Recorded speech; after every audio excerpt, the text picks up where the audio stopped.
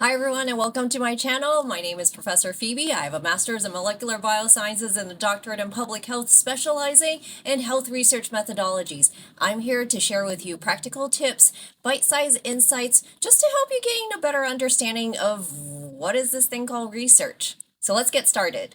Today we're going to dive into something really useful for anyone who is doing qualitative research, and that's how to create a key informant interview guide.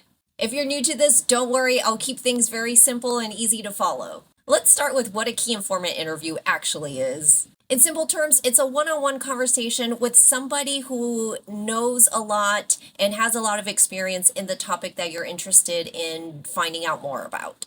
Maybe it's a community leader, a local business owner, or an expert in that field. The main goal here is to learn about that topic more from that person's perspective and their lens. I cannot stress enough that the main goal here is to get the information from your interviewee's perspective and their lens. Not yours, not anybody else's, just your participants. But before we even think about questions, we got to get two things clear.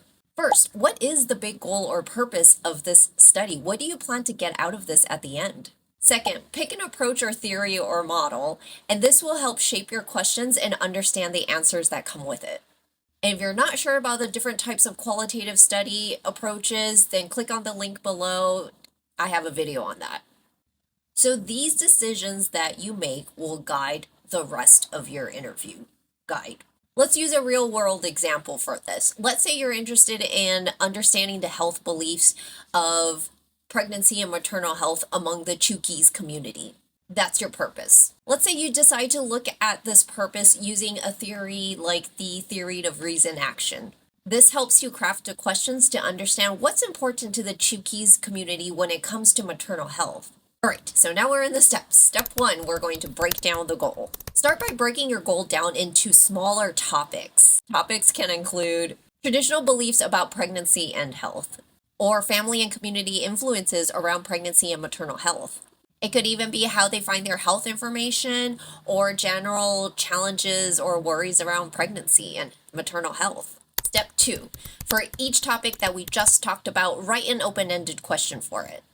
Now, these questions can't be answered with a simple yes or a no. Instead, they invite stories and thoughts and feelings. For example, an open-ended question for the topics that we just talked about could be, can you tell me what pregnancy means to you and your family or your community?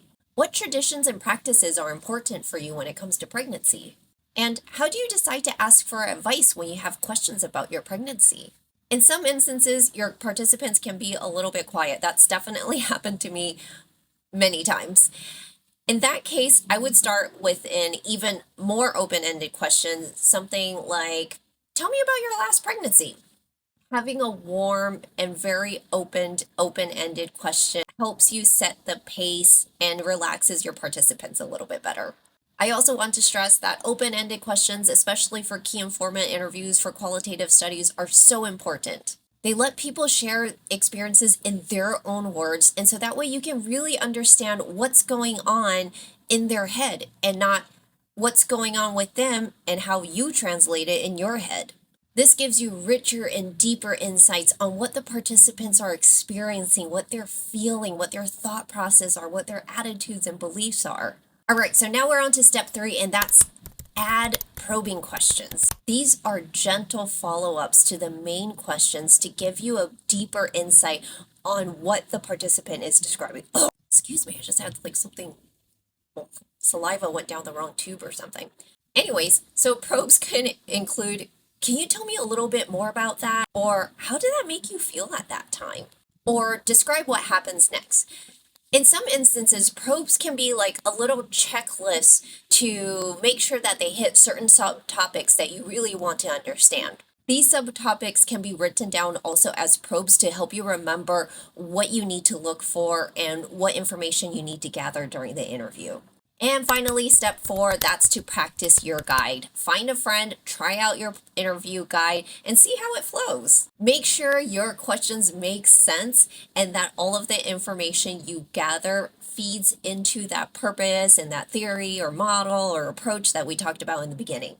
After the interview, be sure to ask your participants for their feedback so that way you have an opportunity to revise anything that's awkward or out of place. So, to wrap it up, start with your overall goal and approach or theory or model. Break things down into topics. Write open-ended questions. Always include probes to go deeper into the conversation. And, of course, practice your interview guide and revise it.